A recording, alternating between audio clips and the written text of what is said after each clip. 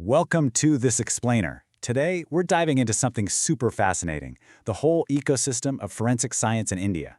It's a world driven by one really noble pursuit, the flawless scientific search for the truth. But as we're going to see today, that pristine scientific ideal, well, it often crashes headfirst into a stark and honestly pretty overwhelming bureaucratic reality. Which brings up a pretty provocative question right off the bat.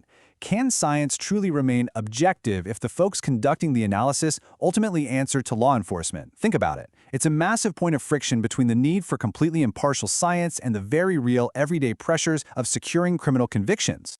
Okay, let's dive into this. Here's our roadmap for today. 1. The evolution of Indian forensics.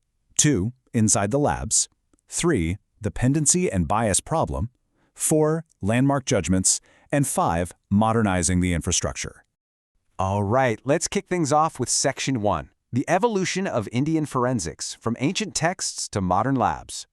So the investigative roots in India actually go way back, over 2,300 years to Kautilya's Arthashastra. But our modern foundation, that was laid brick by brick. Get this, in 1849, the first chemical examination lab opened up in the Madras Presidency. Then by 1897, the world's very first fingerprint bureau popped up in Calcutta. How cool is that? Fast forward to the post-independence era, and the demands of justice just absolutely exploded. In 1968, the Central Forensic Science Laboratory, or CFSL, in Hyderabad opened its doors to handle complex cases in the southern region. And this whole evolution culminated pretty recently, in 2020, when the National Forensic Sciences University was elevated to an institute of national importance. It's been this really steady, deliberate march to build out the country's forensic infrastructure. Moving right along to Section 2, inside the forensic labs, and the duties of a forensic scientist. Now, the workload for these experts is frankly staggering. They aren't just hunched over microscopes all day. They're handling the scientific examination of evidentiary materials, driving advanced R&D, bestowing expert testimony in courtrooms, and providing active support right there at the crime scenes. And they do all of this, literally everything, while strictly adhering to ISO/IECC 17025. For those who don't know, that's the absolute international gold standard for lab testing. This brilliantly illustrates just how grueling and high-stakes this job really is. Perfection isn't just a goal, it's the baseline expectation. Which brings us to Section 3, the pendency and bias problem, when science meets bureaucracy. But here's the thing, perfection is incredibly hard to maintain when the system itself is kind of cracking under the pressure.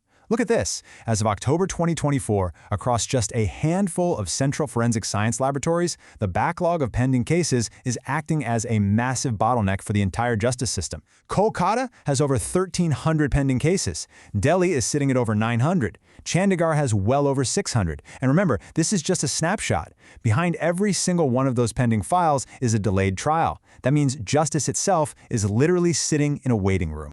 But a crushing backlog isn't the only structural issue here. There's a really deep, ongoing academic and legal critique about how these labs are actually run. Right now, a lot of regional and state labs operate under the direct control of the police or home departments. And analysts point out that this introduces a massive risk. You've got scientists facing intense and sometimes unspoken external pressure to deliver results that line up perfectly with law enforcement's prosecution goals. You can see the problem, right? This dynamic really threatens their vital independence and, unfortunately, introduces bias. So the crucial point is this. To fix that bias, experts are arguing for a fundamental mindset shift. Forensic examiners really need to view themselves as better scientists than good prosecution witnesses. It's a powerful idea. Their allegiance absolutely has to be to the impartial truth of the data, not to helping the police win a conviction. Let's jump to Section 4, landmark judgments in forensics and setting legal precedents. Now, the Indian judiciary is highly aware of these challenges. Over the years, the Supreme Court and various high courts have drawn some pretty hard lines in the sand. Back in 2003, the state of Maharashtra versus Dr. Praful B. Desai case firmly established the crucial role and the expected standard of experts in court. Then in 2006, the B.V. Gopal case set vital precedents for admitting DNA profiling.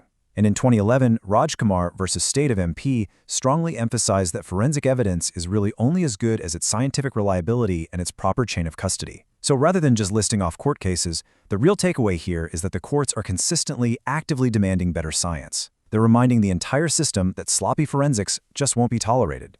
Period. Finally, Section 5, modernizing forensic infrastructure, the government's grand solution. Faced with this massive pendency, intense judicial scrutiny, and these incredibly complex new cybercrimes, the government isn't just trying to patch up the old system. Actually, they've raised the stakes.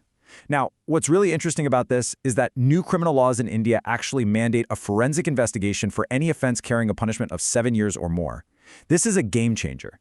This legal mandate is going to massively increase the already crazy high workload of these labs. They literally cannot function without a monumental upgrade. And well, here is that monumental upgrade. Over 2,254 crore rupees. Let that sink in for a second.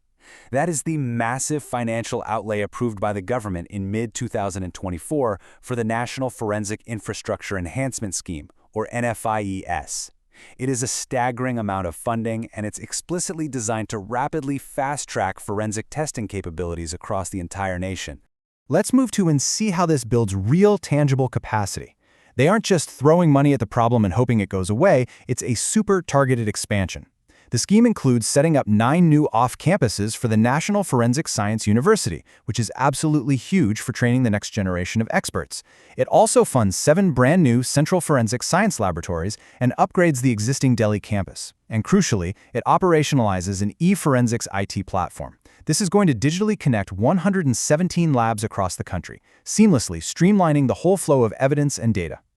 So, as we wrap up today, I want to leave you with a final thought to ponder. We've seen the incredible history, the deeply dedicated scientists, the crushing backlogs, and now this massive new influx of government money and tech. But here's the real question. Can massive funding and new technology alone solve the deeper structural issue of institutional autonomy? I mean, can money truly buy scientific independence if the labs still answered to the very agencies trying to secure convictions? It's a really complex puzzle that India is trying to solve in real time. Thank you so much for engaging with this explainer and keeping your curiosity sharp. We'll see you next time.